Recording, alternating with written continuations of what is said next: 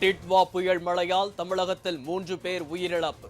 56,000 hectare பயிர்கள் மழை நீரில் மூழ்கி இருப்பதாக அமைச்சர் ராமச்சந்திரன் தகவல். டிட்வா புயல் இன்று மாலை தமிழக கடற்கரையை 30 கிலோமீட்டர் தூரம் நெருங்கி வரும். வானிலை மைய இயக்குனர் தகவல்.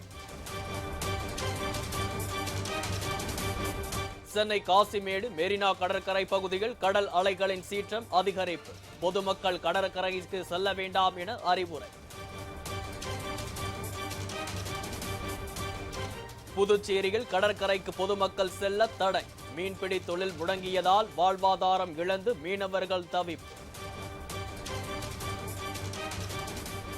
டெல்டா மாவட்டங்களில் கொட்டி தீர்த்த கனமழை. 1.5 லட்சம் ஏக்கரில் நெற்பயிர்கள் மூழ்கி இருப்பதாக விவசாயிகள் வேதனை.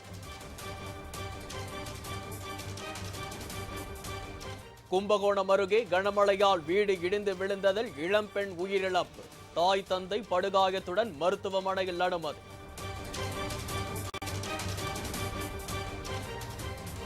புயல் மழை காரணமாக கொடைக்கானலில் வனத்துறையின் கட்டுப்பாட்டில் உள்ள சுற்றுலா தலங்கள் மூடல். பொதுமக்கள் செல்ல தடை. வார விடுமுறை தினம் என்பதால் முக்கடலும் சங்கமிக்கும் கன்னியாகுமரிக்கு சுற்றுலா பயணிகள் வருகை அதிகரிப்பு. சூரிய உதயத்தை காண ஆர்வம். திருவண்ணாமலையில் கார்த்திகை தீப திருவிழாவை முன்னிட்டு தேரோட்டம். ஆயிரக்கணக்கான பக்தர்கள் பங்கேற்று வடம் பிடித்து இழுத்து வழிபாடு.